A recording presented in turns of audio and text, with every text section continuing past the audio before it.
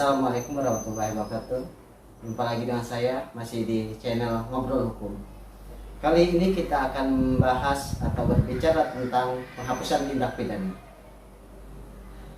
Sebenarnya apa sih yang dimaksud dengan penghapusan tindak pidana? Simpelnya, sederhananya, penghapusan tindak pidana adalah tidak dapat diminta pertanggungjawaban seorang yang melakukan tindak pidana karena berdasarkan delik. Hal ini diatur dalam KUHP bab ketiga tentang hal-hal penghapusan tindak pidana. Nah, dalam penghapusan tindak pidana itu ada dua alasan. Pertama, alasan pembenaran, yang kedua alasan pemaaf. Nah, dalam penghapusan tindak pidana itu ada dua alasan. Yang pertama, penghapusan itu karena alasan pembenaran, dan yang kedua adalah alasan pemaaf. Apa pengertian alasan pemaaf?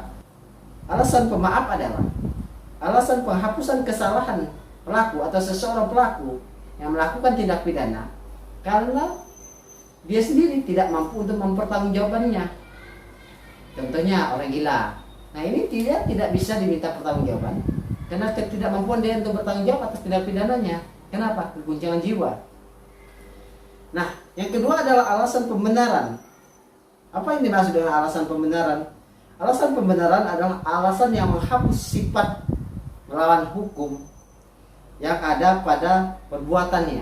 Alasan pembenaran itu kalau kita lihat dalam KUHP itu terdapat dalam pasal 48, 49, 51 KUHP. Sedangkan alasan pemaaf itu terdapat dalam pasal 44 KUHP. Nah, kalau kita melihat pasal 44 KUHP, apa yang menjadi alasan pemaaf? 44 ayat 1 yang berbunyi, barang siapa melakukan perbuatan yang tidak dapat dipertanggungjawabkan kepadanya karena jiwanya cacat pertumbuhan atau terganggunya karena penyakit, maka tidak dapat dipidanakan. Nah, itu seperti tadi contohnya adalah orang gila. Nah, orang gila apabila dia melakukan misalnya mencuri barang orang atau mengambil barang orang, maka itu tidak bisa. Kenapa? Jiwanya adanya keguncangan, artinya adanya pengaruh dari dalam dirinya, ada dia gila dari kecil ataupun gila pada waktu pertumbuhannya.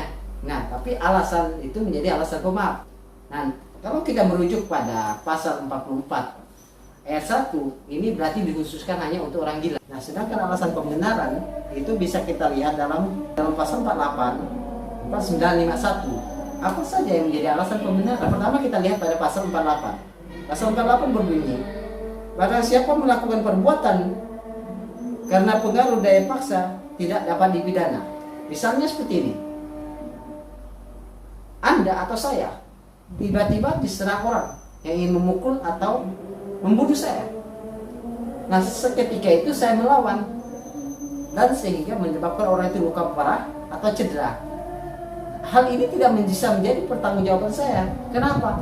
Sesuai ketentuan pasal 48 tadi adanya daya paksa, karena perbuatan saya memukul orang balik itu karena adanya suatu perbuatan pidana atau adanya perbuatan atau ada perbuatan yang awal membuatkan saya melakukan perbuatan baliknya. Nah, itu alasan pembenaran di pasal 48. Nah, kalau kita melihat dalam pasal 49 ayat 1 yang berbunyi, tidak dapat dipidana barang siapa melakukan perbuatan pembelaan terpaksa untuk diri sendiri maupun untuk orang lain, kehormatan, kesusilaan atau harta benda sendiri maupun orang lain karena adanya serangan atau ancaman serangan yang sangat dekat padanya saat itu yang melawan hukum. Nah, pada ayat 2-nya berbunyi, pembelaan terpaksa yang melampaui batas yang langsung disebabkan oleh keguncangan jiwa yang hebat karena serangan atau ancaman serangan itu tidak dapat dipidana. Nah, kalau kita melihat pada pasal 49 ini, maka contoh simpelnya itu misalnya seorang pengendara motor dibegal, tiba-tiba dia melawan dan terjadi baku hantam sehingga pembegalnya meninggal, maka orang yang membela dirinya untuk tidak dirampas motornya atau dibegal, maka itu tidak dapat dipidana sesuai dengan ketentuan pasal 49 ayat 1 tadi, sebagaimana menyebutkan barang siapa melakukan perbuatan pembelaan terpaksa kan untuk diri sendiri maupun orang lain karena kehormatan, kesusilaan dan harta benda. Nah, harta bendanya, kehormatan harta benda atau mengamankan harta bendanya, maka tidak dapat pidanakan. Atau seorang perempuan yang sendirian di kos tiba-tiba mau diperkosa, tapi dia melawan, memukul sehingga pelaku pemerkosa itu meninggal, maka perbuatan itu juga tidak dapat dipidanakan atau tidak dapat diminta pertanggungjawaban kepada si perempuan pelaku tadi. Kenapa? Sebagaimana ketentuan pasal 49 menyebutkan pembelaan terpaksa untuk diri sendiri atas kehormatan, harta benda atau kesusilaan.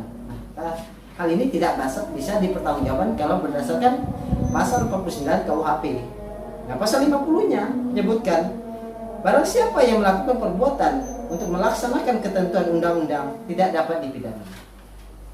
Nah, dan pasal 51 ayat 1 menyebutkan barang siapa melakukan perbuatan yang melaksanakan perintah jabatan yang diberi kewenangan maka tidak dapat dipidana. Di sini kalau kita melihat pasal 48, maka sebenarnya adanya keadaan darurat. Keadaan darurat, pembelaan darurat ini, maka tidak dapat seorang itu dipidanakan atau diminta pertanggungjawaban pidana. Mungkin demikian aja pada materi kali ini, semoga bermanfaat. Akhir kata saya sampaikan, wabillahi taufiq wal hidayah. Wassalamualaikum warahmatullahi wabarakatuh.